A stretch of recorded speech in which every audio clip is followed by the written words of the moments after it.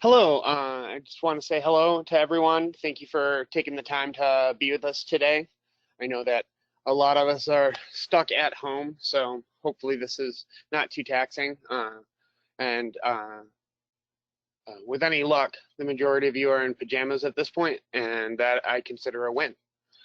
All right, so getting into today's topic, I am going to walk through three key areas related to the 17025 standard, specifically focusing on calibration, verification, and measurement uncertainty. The way that I'm going to do this is by probing a single test in a hypothetical laboratory and discussing the types of things you can look for or that might be of value when attempting to meet those principles.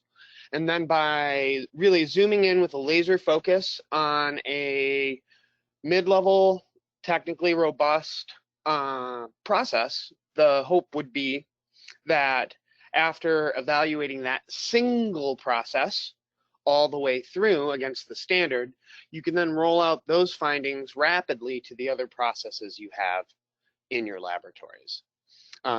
Today I am speaking as though my target audience were quality managers and laboratory managers who are working in an environment where you currently have or are obtaining or may need to obtain the ISO 17025 accreditation. So with that note, I'm just going to sort of dig in here and proceed through these main topics. There are 10 or 12 different topics that one could cover while addressing a single method. And so we're keeping it really laser focused on best practices around calibration, verification, and measurement uncertainty through the lens of the ISO 17025 system.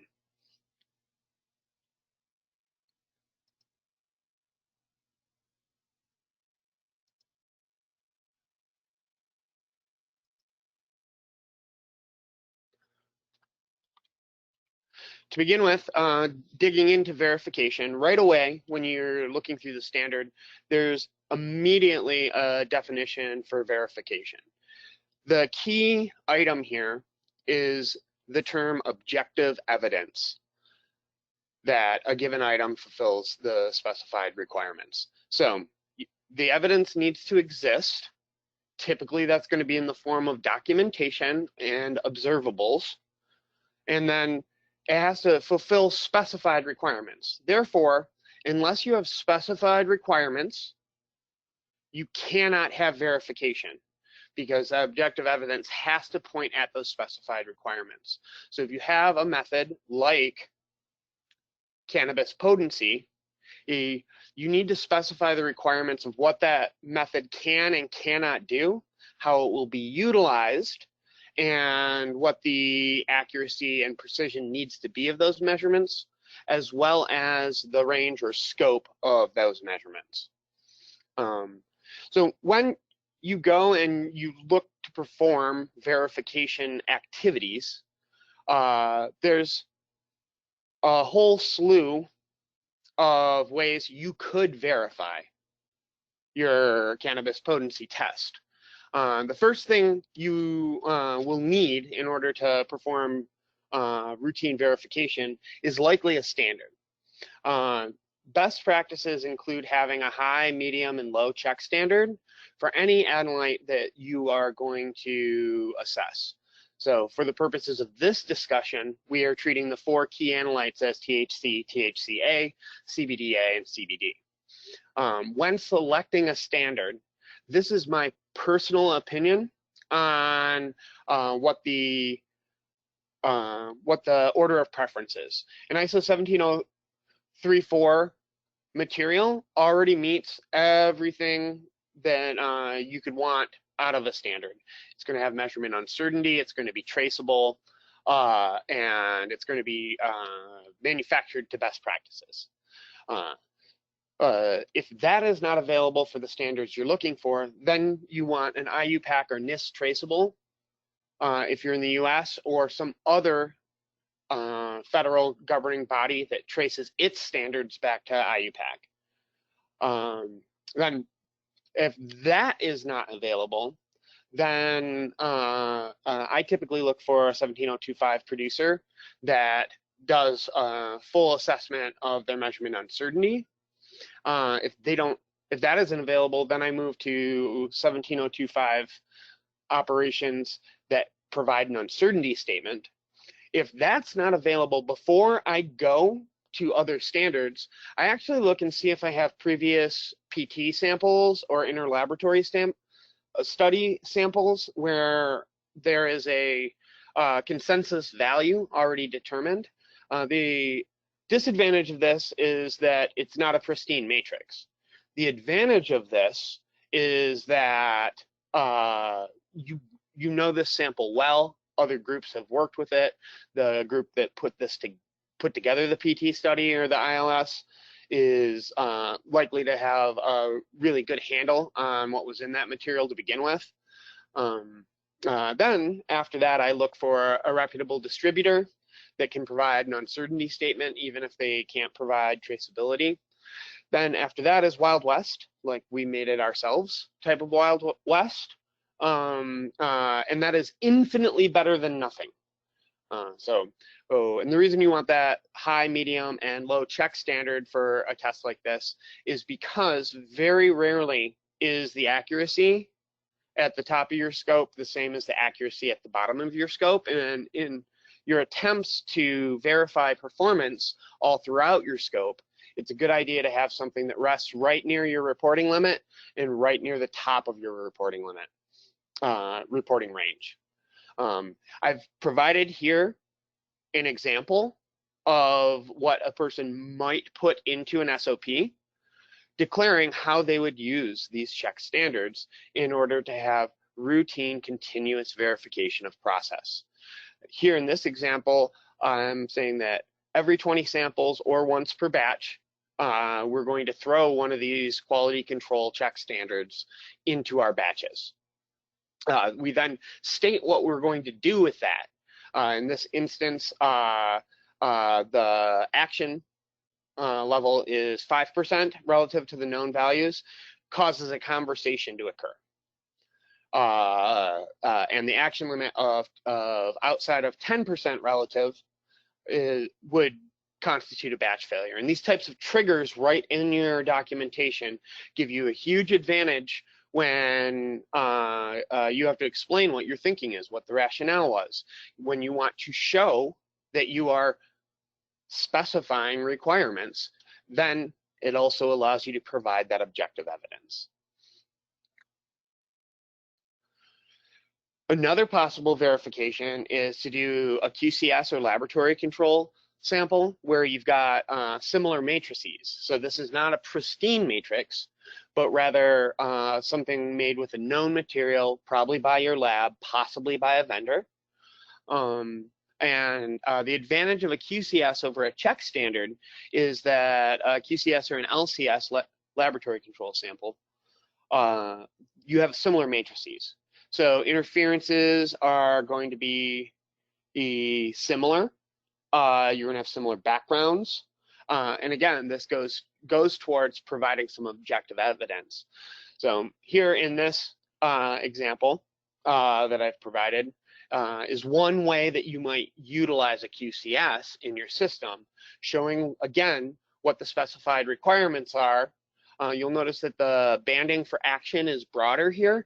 Typically, once you move out of a pristine matrix, you are going to see a decrease in your accuracy. Therefore, the tolerances typically for your QCS or LCS will be different from a check standard. And in this case, we're calling for one of these quality control standards worked into a batch.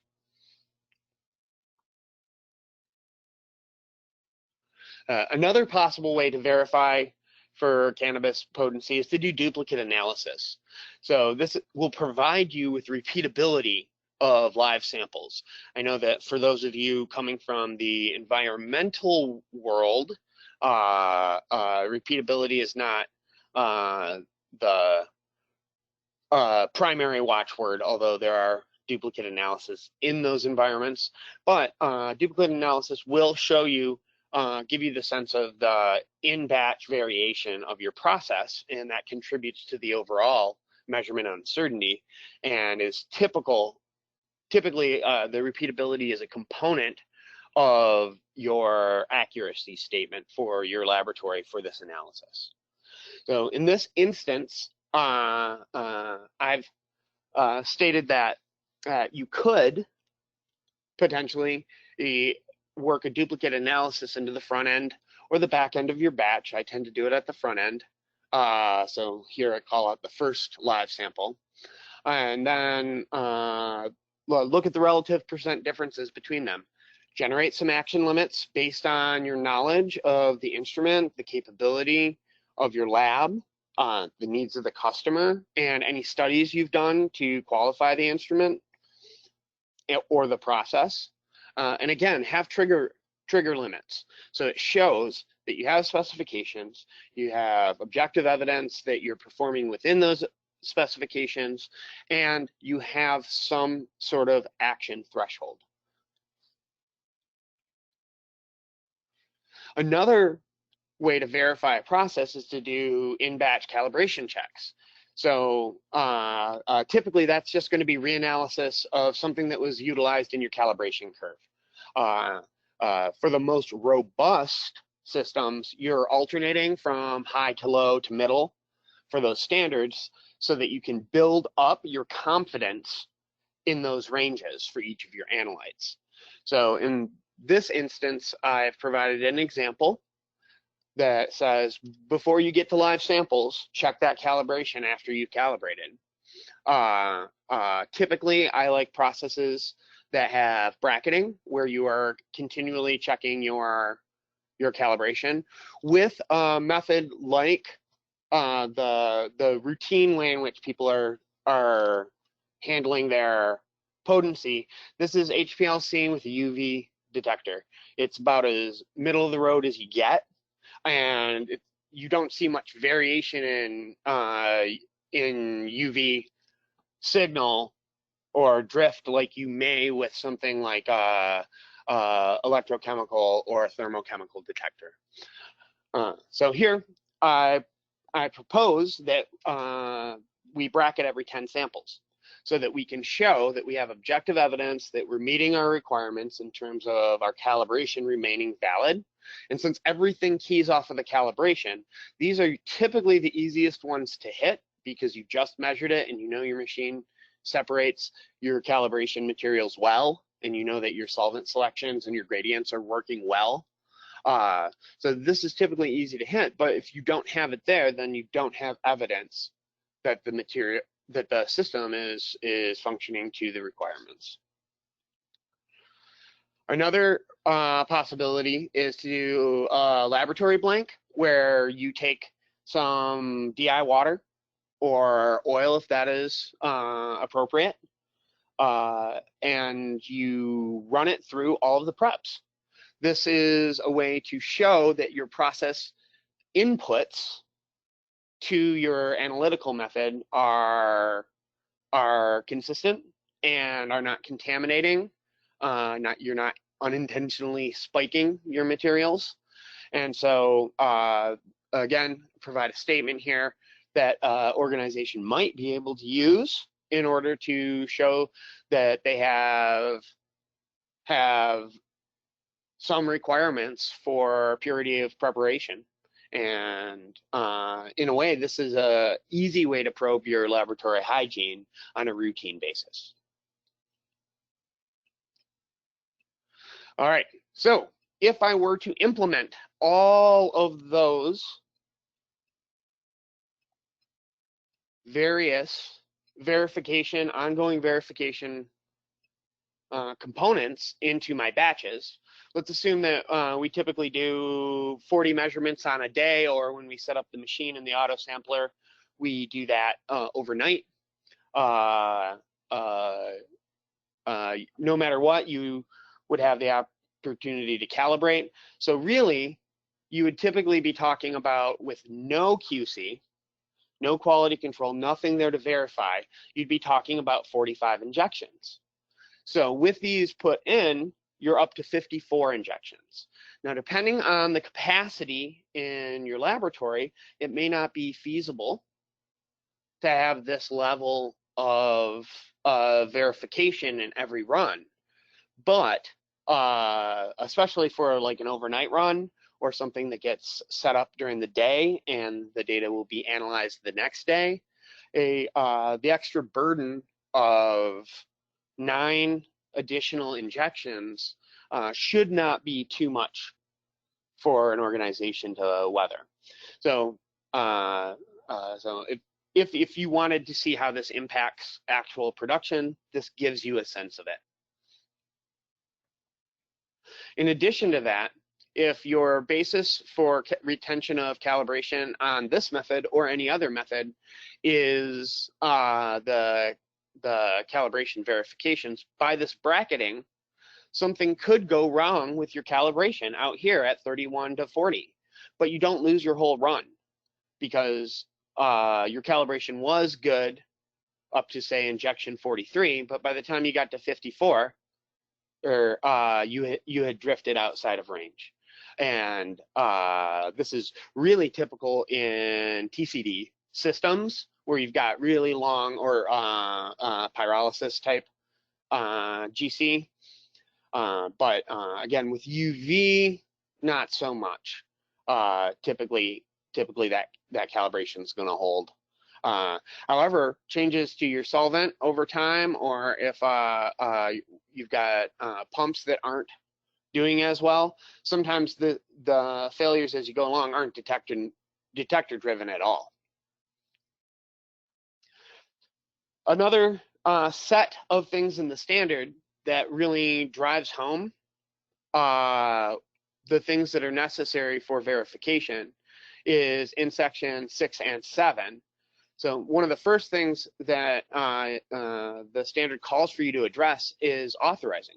Who is authorized, who is qualified to perform verification or set your internal verification standards?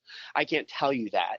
Typically, it's going to be your quality officer, but certainly could be some other person that's been delegated that authority and that responsibility.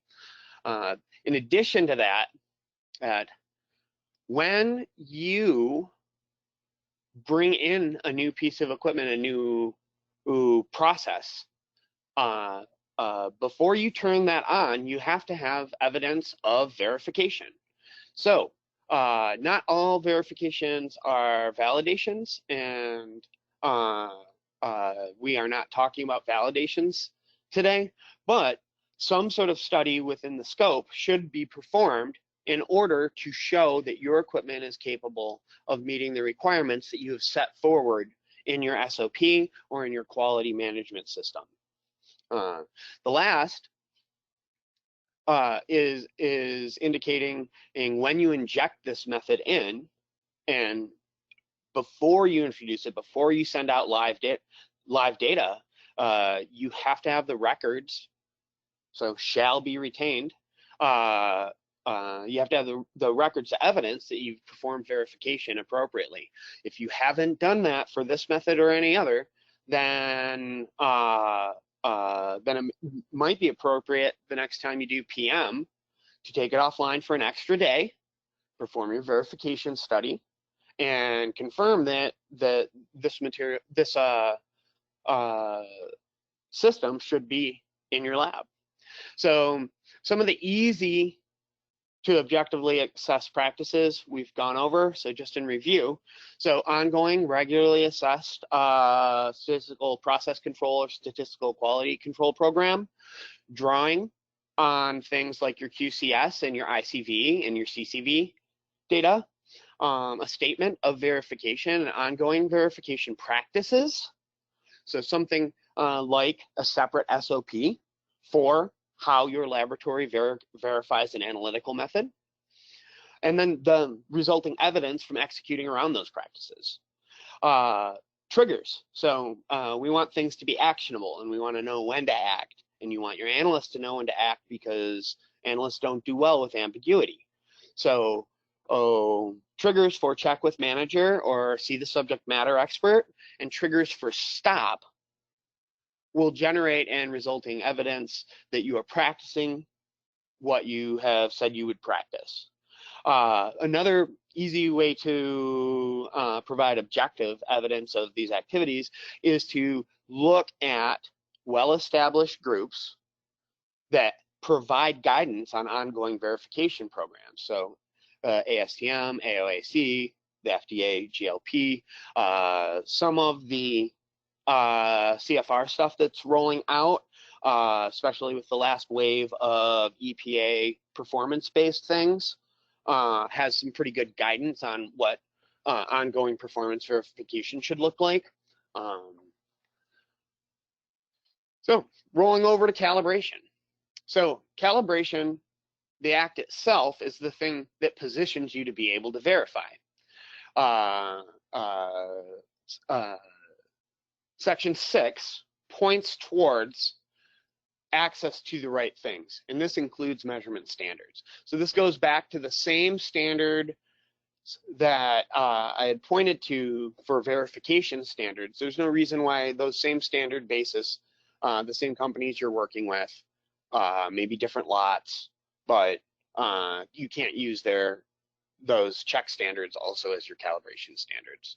You'll want to store them separately, make sure that they're existing in different concentrations, but and everything from slide 2 still stands. 17034, or it's preferable up front. NIST or IUPAC traceable is the next best, and then we've got a decreasing list of priority based on measurement uncertainty and appropriateness of material. And even Wild West, we made it ourselves, is significantly better than having no verification standards. So where you are calibrating, what you are calibrating should always be dictated in the scope. When you say that there is a range of reported data that is appropriate for this method for your laboratory, then that has already told you what your calibration range is. So specifically, if you call out a specific method by name in your scope, or a specific technology in your scope, or a general technology, or you just call out an SOP in your scope, all these are ways to call out a method or a group of similar methods in your scope of accreditation. So when you're dealing with a specific method, then there is a best practice. And that best practice is going to be sourced from the organization that authored the method. And it might be in the method itself. Now the rest of these are just good practices. And this is me sort of putting my years of experience to use here. Good practices when you are dealing with a specific technology and you're calling out a very specific unit is to use the manufacturer's recommendations in the absence of any other guidance from, say, a state agency, federal, local municipality, or if you've written your entire management system around GLP, then maybe you would lean back into GLP type practices. But in the absence of those things, the manufacturers know what they're doing. And when you talk to when you're talking to your sales rep or your service provider or your the vendor's technical field engineers, that type of thing, just ask them. They may have a white paper for you that gives you a practice. You implement that practice, state why you implemented it, and you're on the road. Good practices for a general technology, it might include a reference to a peer-reviewed study for that general technology. So this is tends to be a really broad scope, and if that's the way you want to do it. Then in the instance of an SOP, this is where the burden on your system in terms of your authorship, your technical know-how gets to be the highest. You can set a global practice for calibration in your primary documents, or you might dictate it in the SOP itself. Could involve guidance from different agencies, but here you really do have to spell out what you're doing and why you're doing it.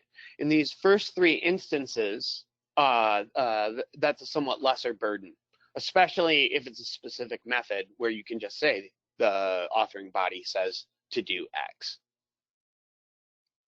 Once you state a calibration regime, you're beholden to it. So you can do this several different ways. UV detectors obviously don't see a tremendous amount of drift, but if you say that you're doing it every batch or every 100 samples or every 200 injections, that's a sample-based trigger. Again, it's all about stating what your actionable levels are. Time-based, you may say that every day of operation, every week of operation, the first of the month, the last of the month, time-based trigger. Event-based, you could mix and match. You could say we're going to do it sample-based, but if we have a batch failure, then we recalibrate. If we have PT failure, we recalibrate. After we do preventative maintenance, then we recalibrate. Regardless of the regime, you need to have evidence available that whatever you selected meets the process and customer needs, and that you have stated what those needs are. Because going back, objective evidence fulfills specified requirements, and calibration is the thing that allows you to do that. All right, so let's talk about some common issues in this method. So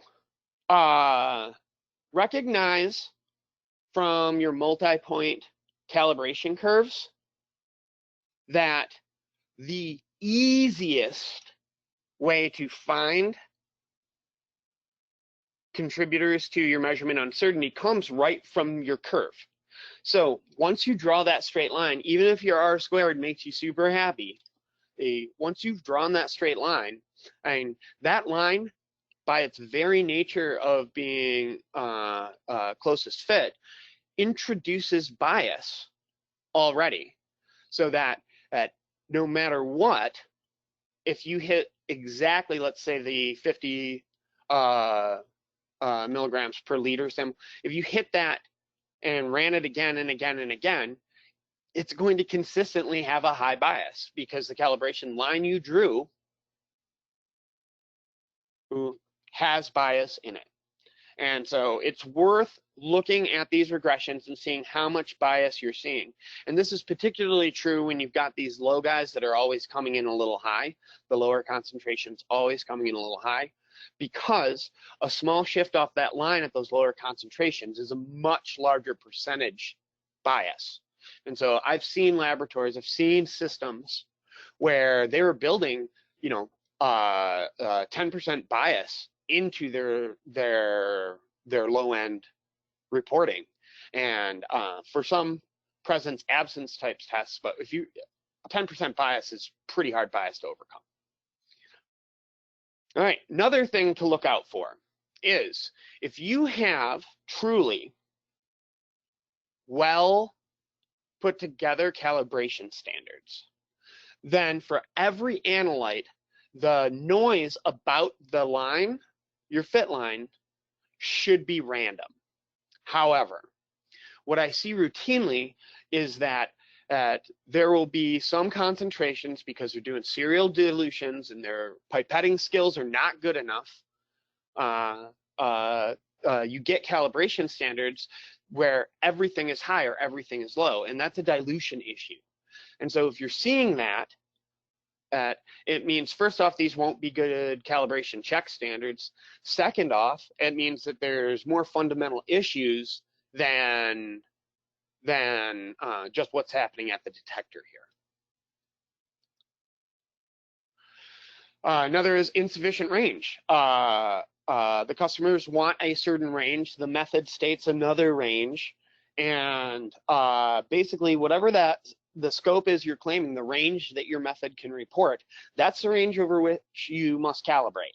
It doesn't have anything to do with your actual lowest detection limits. It has to do with your reporting limits. And so you need to calibrate over, at a minimum, over the range that you say that you can report to. I've seen consistent variations or bias in high, low, and middle standards for calibration. So if the low concentration bias is often related to the need for some sort of background correction that isn't happening. The nature of the entropy of mixing is such that certain gradients do generate turbulence, and that can affect optical measurements. So that can have a bigger effect at those low concentrations because that scattering is going to mean more.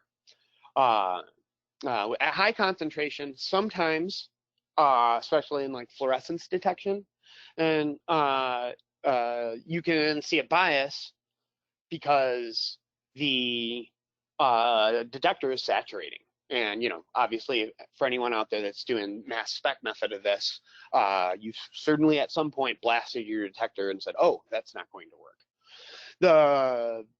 The variability at a specific concentration that doesn't seem to be related to whether or not it's high or low can sometimes, again, be associated with intermolecular interactions, critical points for mixing, and it may be that your co-solvent that exists with your analyte at the time of that peak crossing the detector or generates a turbulent mixture for that concentration.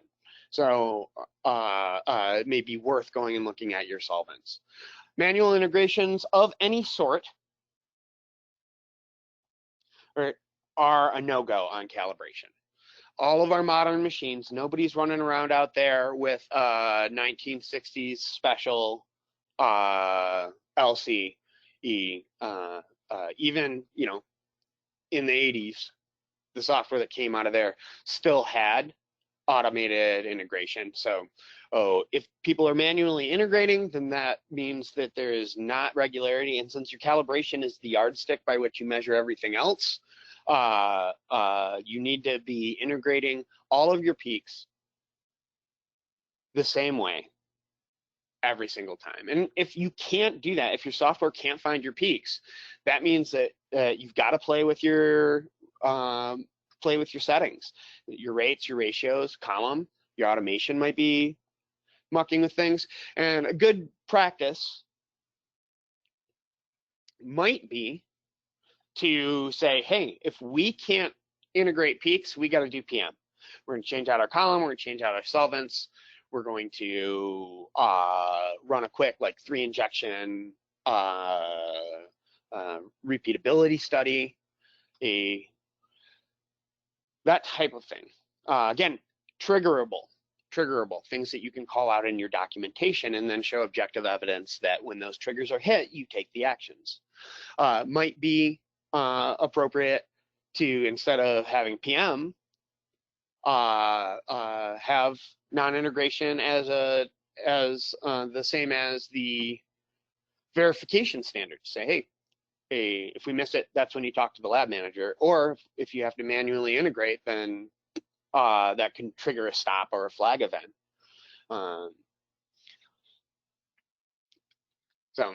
Those are just some thoughts on calibration issues, which leads us to measurement uncertainty. And calibration, measurement uncertainty, and verification are all intrinsically linked. They're all in the same basket. We have different names for different aspects of it. It's a chicken and the egg scenario in some ways, because calibration is going to be necessary, but to know if your calibration is working, you have to have some knowns. But they all sort of tie back into each other. An example for under verification in the standard is confirmation that a target measurement uncertainty can be met. So by saying target, it means that you can name it as long as you have rationale for why your measurement uncertainty is appropriate for your customer needs, for the process, for your laboratory, and that you understand where the measurement uncertainty is coming from. Again, associated measurement uncertainty for reference materials is important. And this 645, equipment used for measurement shall be capable of achieving measurement accuracy and or measurement uncertainty required to provide a valid result. I have seen many labs who have no evidence of this, and that makes me sad. And that feels like it should be first step. When you say I am an analytical lab, the first thing we do is make sure that our product, which is a measurement, meets some specification, and that we understand that specification and we know what causes variations around that specification. Moving to other areas, laboratories shall use appropriate methods for evaluation of measurement uncertainty, as well as statistical techniques for analysis of data. This is where your SPC, SQC comes in. A lot of groups think that this is an overwhelming burden. However, the majority of commodity industries out there are using SPC, SQC routinely at every scale. There's plenty of options out there for getting a handle on this. There's plenty of free training online. There's templates that people have. You don't necessarily need a fancy software package to do it. But it's here in the standard, and if you say that you are a 17025 laboratory, then that's saying that you will do this. So that's worth noting. In addition to that, things like performance, characteristics, technical records relating to measurement uncertainty, identification of factors that impact the measurement result. These should be routine things, but again, if you don't set your standard, say what it is we're targeting, maybe include why it is you're targeting that, and then have objective evidence, it's difficult to say that a group has really dug into the measurement uncertainty well enough to have a handle on their own processes. So the big one is 7.6 in the standard. Evaluation of measurement uncertainty, specifically in something like your cannabis potency measurements, is really the same as for any other process you have. I recommend if you think that your group or laboratory or process is weak in this area, start with one method. Just reach out, try to see what you would need to do to just identify measurement uncertainty contributors. This can be a half-hour think tank, and it's achieved. Evidence that you performed evaluation of all measurement uncertainty for all calibrations.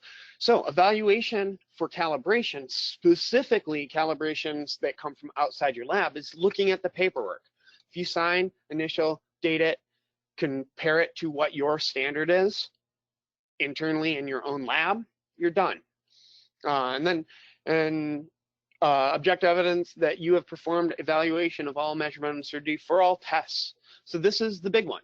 This is the one where it is these verification studies that are going to give you the data. You hopefully have some statement of uncertainty based on your validation, but again, this talk is not about validation today.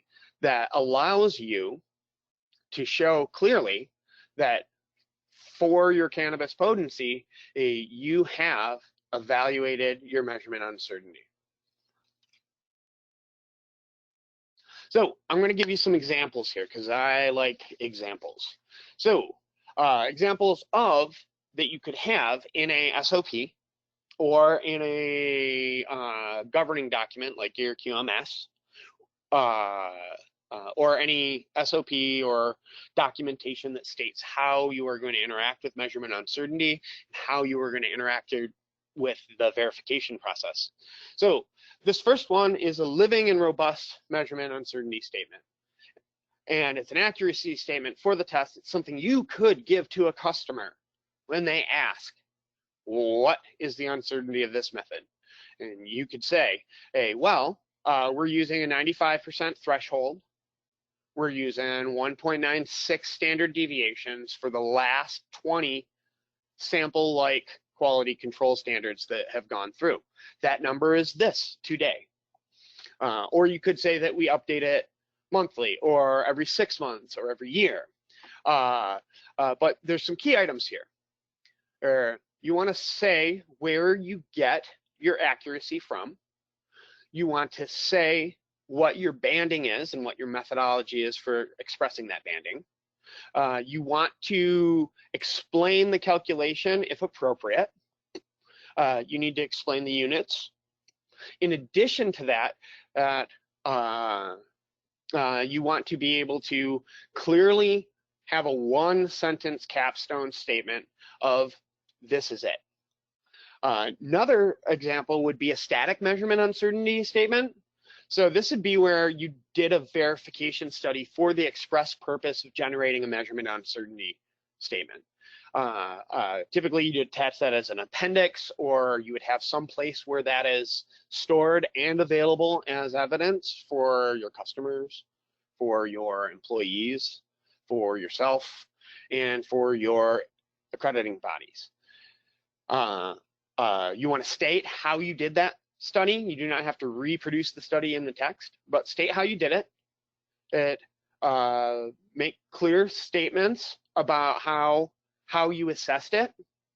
So in this instance, I said we're going to do multiple batches spread across multiple days, and we're going to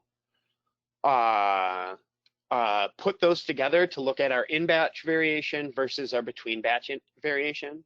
If we could mix up analysts while we're doing it, that's even better. It really gives you a sense of what your real accuracy is for your group. But so this is a static measurement uncertainty statement, different from the living one. I prefer the living ones because it lets you know the state of the state right now. But this certainly shows that the static one certainly shows that you had intentionality. You knew what your requirements were. You knew how you were going to provide that information to your customers when they ask about when they ask you, like, hey, is 30% THC, how firm is that 30?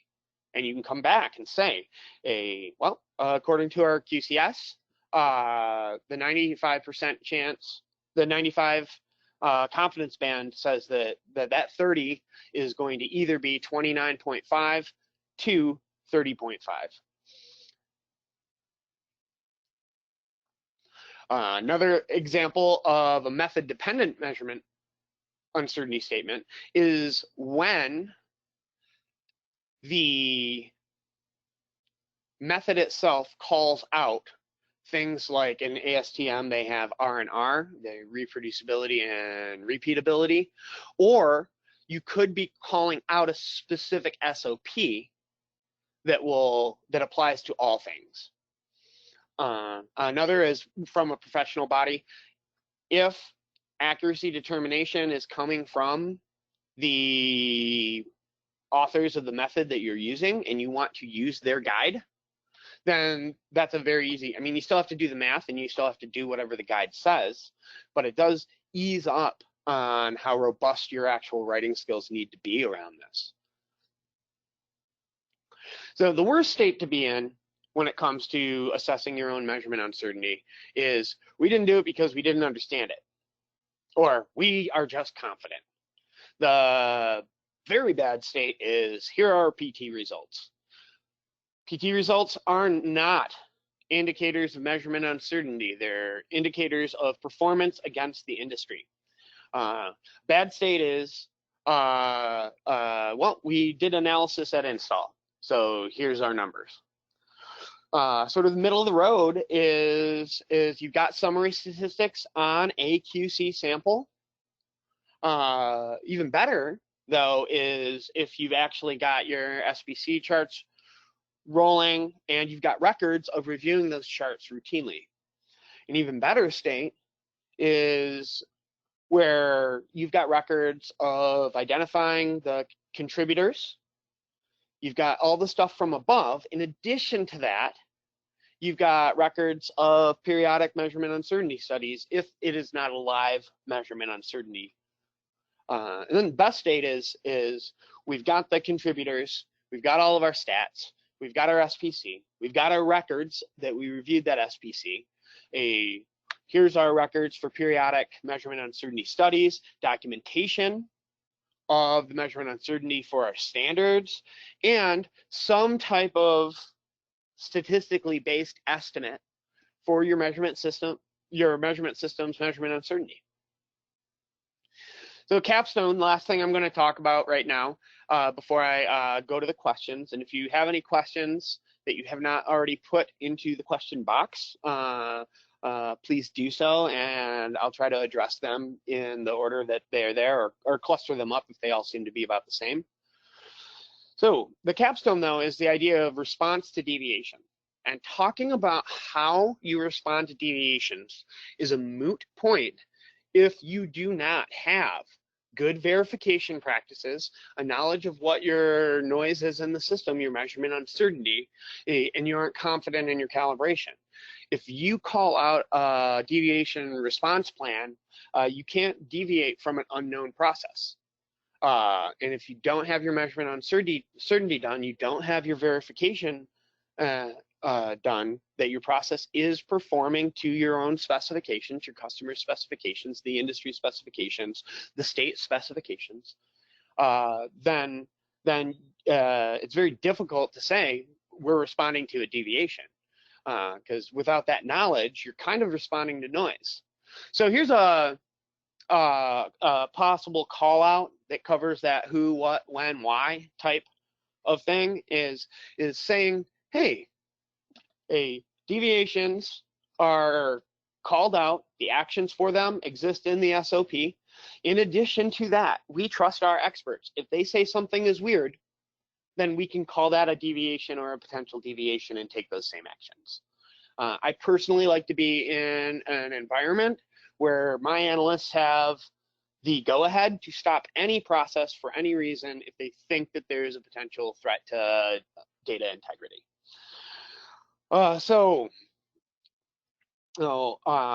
Keep those records of decision making, and a little logbook goes a long way. I know that the laboratory notebook is not a super popular thing outside of research environments, but showing how you think and why you think sets good precedents for people, and it makes it easy for our assessors to come in and say, okay, I see how you think. You have a method. You execute around that method. You do it the same way every time, and it's clear that you're thinking about what you do. If you don't have any of these verifications or measurement uncertainty data, and you don't have any evidence for them, then you really don't have a basis for correcting. And comes down to, if you don't know your performance, you cannot improve on it or know when it has slipped.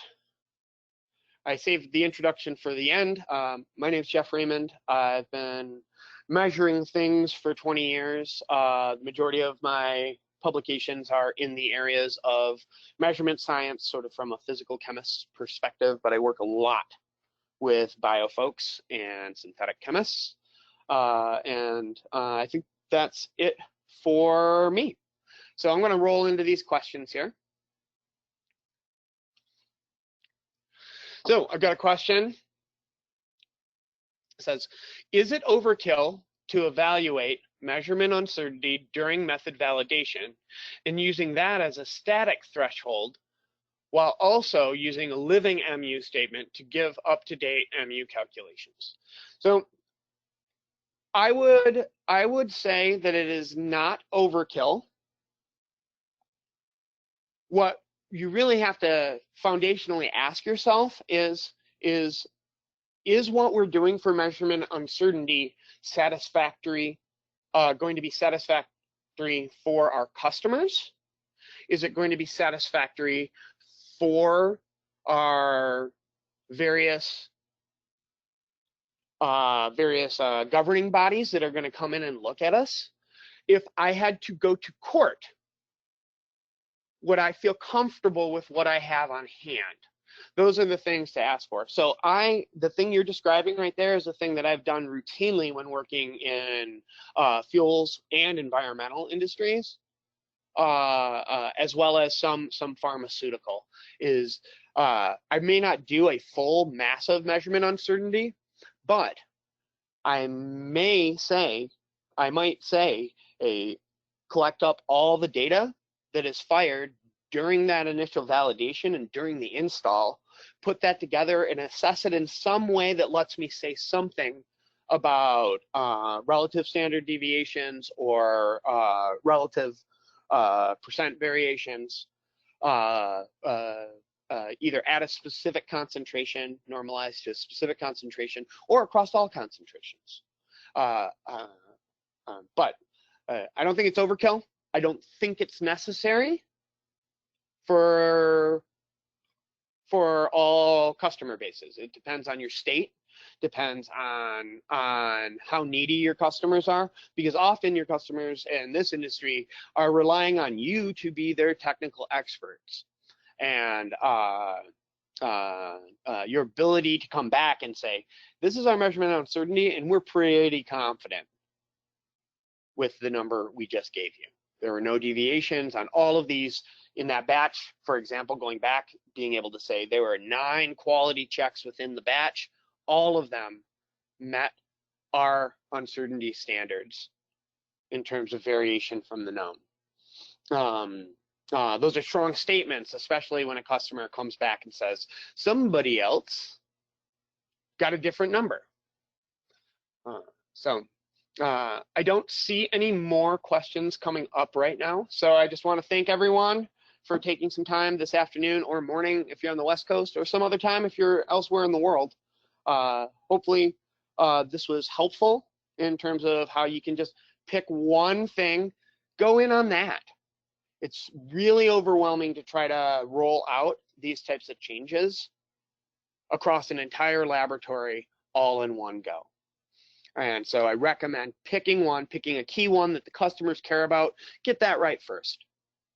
Then take what you learned there and carry it over to your other processes. Set yourself a timetable. Maybe try to make it align with PM, or when you know that you've got to send something out for repairs. Those are excellent times to spin up your senior scientists and your analysts and your technicians and sit down with them and say, all right, let's hammer through this. Let's figure out what we're going to do. Another easy way to put some of this verification in, if you never did an initial verification study, is to just say, for the next 10 batches, I'm going to slap 3 standards onto the back end of that batch. And then that data will be there.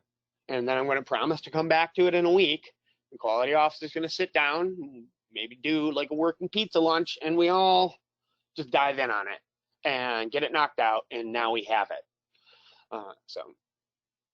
All right, I do not see any additional questions, so I think that is, wait a minute, we got more. The interface here is dubious. I'm going to try to pop this out. Oh, all right. Here we go. Do first in. All right. Got audio. Got thank yous. Well, thank you. Audio. All right. Do you recommend quantifying directly from a standard curve? Response or with an internal standard? So There's a bunch of debate around this in other industries. I can say that there are advantages to doing both. Certainly in areas of environmental stuff like emerging contaminants, they like to have the option to do both, but they primarily focus on the internal standard. So like all the PFAS testing that's going on in the various states that are dealing with those fluorinated species, they're using methods that typically call for the internal standard as the basis. But for these types of molecules, I think that internal standards are going to be a bit of an overkill, especially with this test. Separation is easy. You can sometimes do it with, without a solvent gradient, depending on your columns and your systems, depending on the competency of your staff. It'd be different if you were doing something more complicated. Certainly, if you're doing the mass spec method, there's an argument for using the internal standards, specifically because that method is going to have degradation products, because there's no way to take those active ingredients and get them to gas phase without doing some chemistry. So I think for this UV method, unless that is your policy for the entire lab, is use internal standards when possible, I'm not sure it's necessary.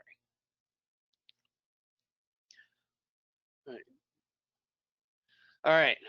For pesticides, there can be degradation as samples wait for analysis.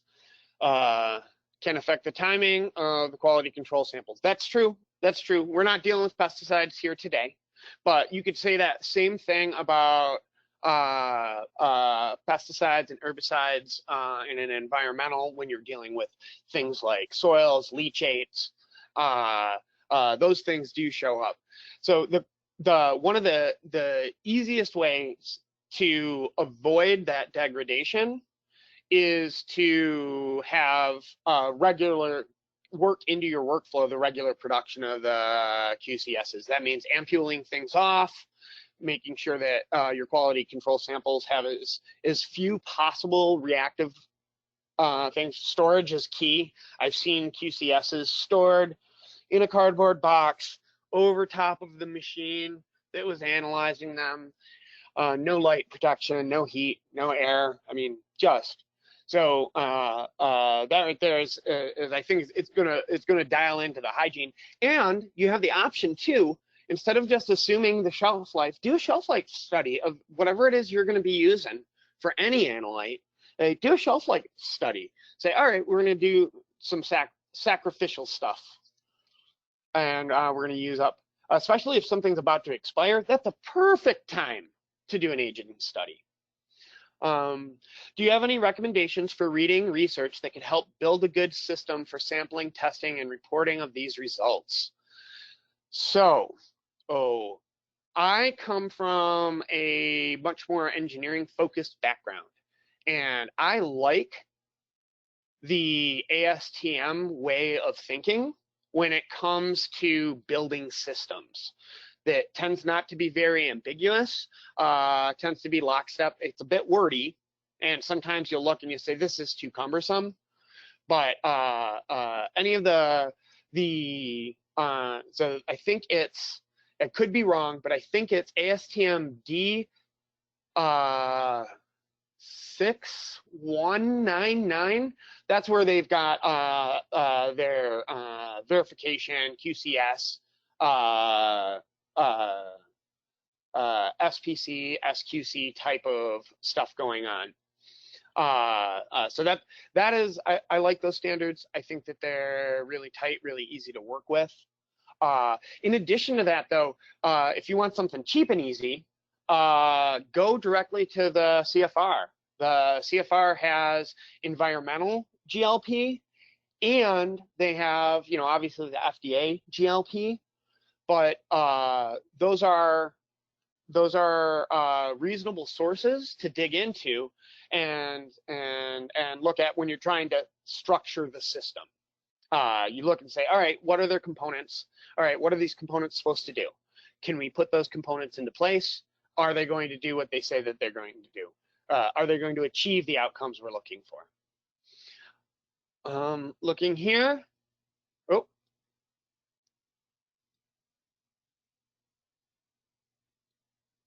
All right.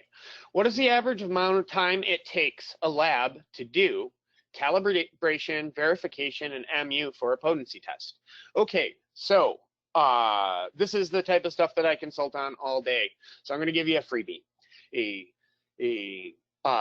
calibration itself for UV is something that can be done in an hour or less, right? You're talking about 12 to 20 minutes, depending on how you got your thing per injection, 5-point curve, calibration done.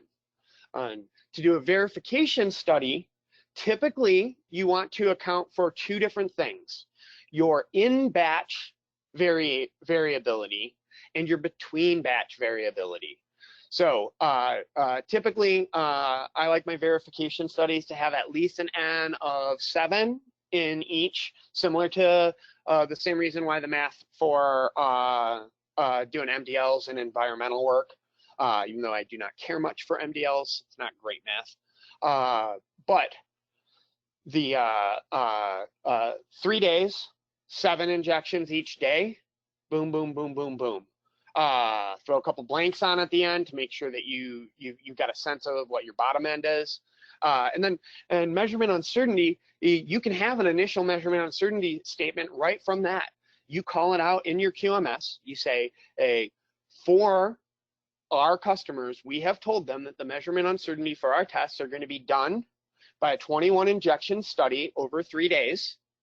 And it's going to be the root mean square error from considering the between batch and in batch variation. And you have a spreadsheet. That spreadsheet does it for you, and you're done. So if you're on top of it and you've got somebody that can park themselves on it, this really can be a 3-day thing. Day 1, calibration, first set of verification runs. Day 2, second set of verification. Third day, third set of verification, do your math workup, and you're on the road. All right, let's see if anything else has popped up here. All right. I think that covers all the questions in the queue. Oh, wait a minute. Got one more here. What considerations are there for stability, e.g. storage and processing? So here's an excellent way for you to work in a nice, clean study on what those are, because you know that these samples are coming in weird form factors. Obviously, the market is demanding more and more exotic things already, and I don't foresee that changing on the recreational side. So you can do these studies yourself. Customers are going to continually give you materials. You're going to have excess materials laying around. You can perform those stability studies yourself by just tacking it onto batches that you're already doing. With that note, though, there's the Cannabis Pharmacopoeia document does give instructions on how to store different types of things. But again, and as you know your customer base best, you know what their volumes are, you know what it is they're having tested the most routinely, and you know with very little effort, you could say, who are our top 3 customers? What are their top 3 products? All right, we're going to take those top 3 products. We're going to get permission from them to use excess products in order to do stability studies so that you can confirm that it'll build equity with your group. It's only, you know, 1 additional injection every batch for, you know, once a week or once a day or once a month, stored in different environments. Obviously, you still have to adhere to whatever the safety and legal requirements are for these types of products in your state, but it's very doable. All right.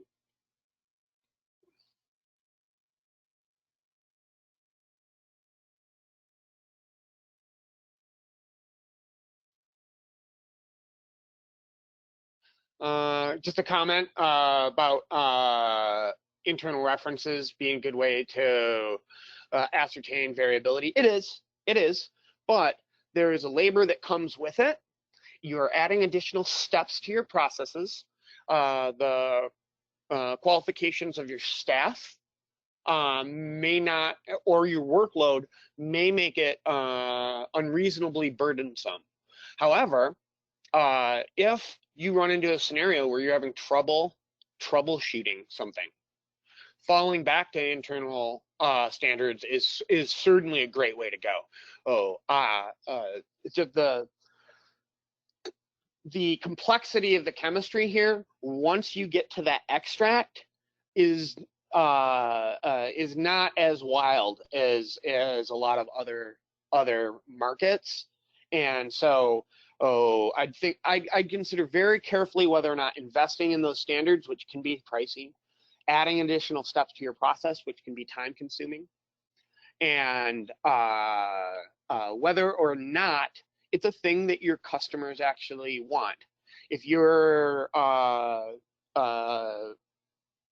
repeatability and reproducibility, your accuracy, your precision, and your bias statements are meeting customer needs, are meeting your regulators' needs, and your assessors are very comfortable with what you've got, is it the best use of your time and resources? That would be the thing that I would ask a group. All right. Well, now that I have, looks like I've gone through, no new comments that have came up. Thank you, everyone. People who asked questions: Preston, Adam, Megan, David, Brian, Mike, and Terry. Thank you very much. Everyone have an excellent day. Take care. Stay safe.